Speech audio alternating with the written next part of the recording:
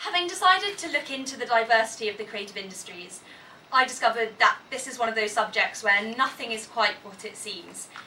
Even the definition of diversity is unclear, and it quickly became obvious that the statistics are, to put it nicely, a bit all over the place.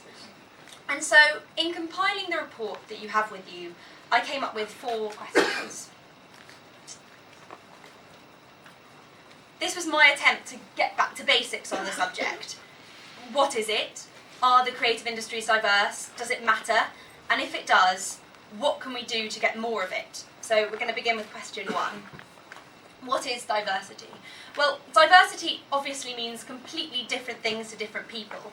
When I use the word with some people, it meant racial or ethnic diversity. Others see it in terms of gender. For some, it's about socioeconomic factors or disability or age.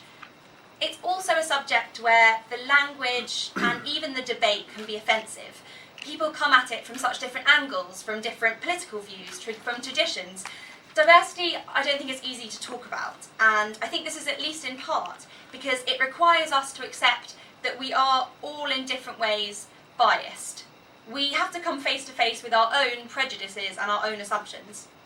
And this can range from implicit stereotypes, for example, the belief that women are more likely to pursue arts subjects and men are more likely to pursue science subjects, through to group favouritism, which is the fact that people are always more likely to hire people who look like them, to something called homogeneity bias, which is the assumption that the group that you belong to is more diverse and the ones that you don't belong to are more homogeneous. So here's our definition of diversity. Having a workforce that reflects your local community and the people who might use and enjoy your products.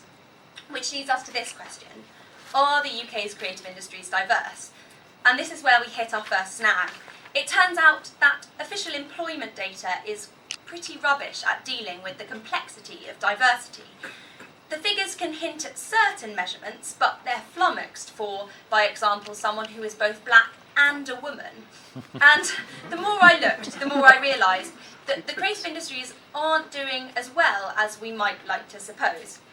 So I'm going to give you an example, and it's something that Kanye spoke about as well. Among workers in the creative industries, 11% are from Black, Asian, minority ethnic backgrounds, BAME.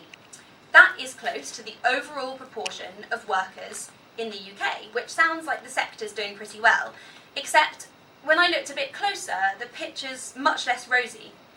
The point is that the creative industries are mostly based in urban centres, where the BAME percentage is significantly higher than the national average. So London, for example, has 30% of the UK's creative industries and a population which is 40% BAME.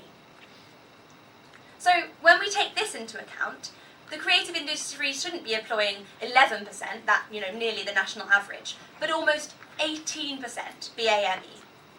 And that's not to say that good things aren't happening, at least when we take that bird's eye view over the whole sector. Between 2013 and 2014, there was an impressive 12.5% increase in the number of BAME jobs, which is far greater than that of white jobs, which is surely a sign, at least, that the sector is waking up to the importance of diversifying. But in order to be truly representative, we need to push harder.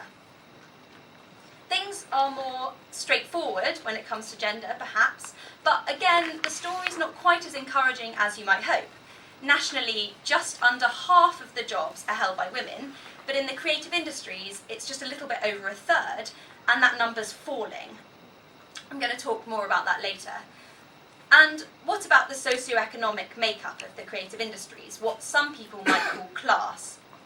So in response to the work of the Warwick Commission, and Jonathan Nealins is here today, DCMS does provide some evidence, but unfortunately it focuses on the types of jobs rather than who can access those jobs.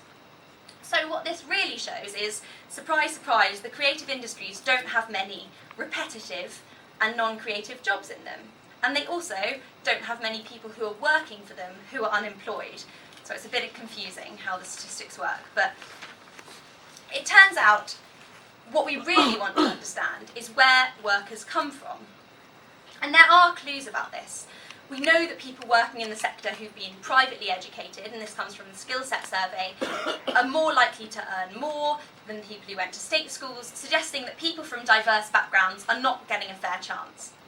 What's more, research suggests that interviewers for arts courses at university and college are displaying inherent biases against candidates from poorer backgrounds, from minority groups, and this is particularly important because we know that to succeed in the creative industries, people from minorities and women need to be more educated than their white male counterparts.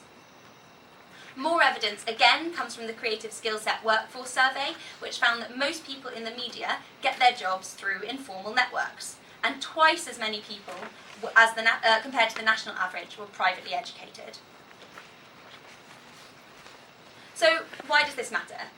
We are talking about the creative industries as thriving, so why should it matter if the companies don't represent their communities? And I'm not talking about the social reasons here, although I hope you'll join me in thinking that those are completely vital as well. In their groundbreaking paper, Diversity Matters, McKinsey demonstrated that companies that are more racially and ethnically diverse are more profitable. The same is true for companies with high levels of gender diversity. In fact, UK firms with many women at board level do best of all. The Federation is hoping to work with McKinsey in the future to look more closely at just the creative industries, and our joint expectation is that the effects will be even stronger in the creative sector. Why? Well, in the very simplest terms, the creative industries produce ideas, content and products.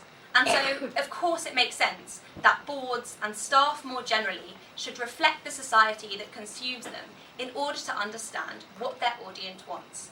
So let's consider the role of women. We know that women have a role in 80% of buying decisions. What's more, in 10 years' time, women are going to control 60% of all personal wealth.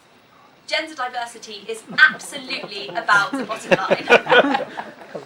If we consider the games industry, it's worth 1.7 billion to the UK economy, but its workforce consists of only 14% women. And yet women play more than half the games. There's clearly scope for savvy businesses to work out how to reach that market more effectively. The BAME market is also growing and fast. 1 in 5 people in the UK don't describe themselves as white British, a figure expected to be 1 in 3 by 2050. BAME disposable income has increased 10 times in 10 years from census to census, from 32 billion to 300 billion in 2011. But perhaps most importantly, creativity isn't defined by money, education, gender, ethnicity, or any other metric. And if we fail to exploit talent wherever it comes from, we're wasting a hugely valuable resource. As a sector which indisputably benefits economically and culturally from diverse opinion, we believe that the creative industries can and should be at the forefront of tackling their own lack of diversity, both through advocacy to policymakers and through in-house systemic changes. So that brings me to question number 4. How can we diversify? So answers to this, or at least some ideas on how to start the process, I hope are in the report. The first step, wherever people here sit within the creative industries, is to recognise the advantages of having a diverse workforce. Then, businesses large or small should develop a hiring strategy. They need to consider diversity at different levels within your company. Think about how inherent bias could exist. Make diversity part of your company mission. In the report, you'll find lists of basic steps from freelancers through to the biggest businesses, and I encourage you to have a look and think about how you can act. We also want to compile a list of organisations working in this area. There's a lot of support out there for creative companies, and lots of the people who can offer this support are here today. There's a list at the back of the report, but we know that this is not comprehensive. In fact, we just want it to be the start of a conversation within the creative industries to find out what's going on and identify best practice. And if anyone has any brainwaves, my email is at the back of the report. Just send me a line. So, in researching and compiling this report, I've learned so much about the importance of diversity, about how much we know, about how much we don't know, and there's a real challenge for the creative industries to meet. And as Chris Hurst, the new CEO of advertising giant Havas, writes in his report, in his essay in our report, now I think we've just got to go and do it together. Thank you very much.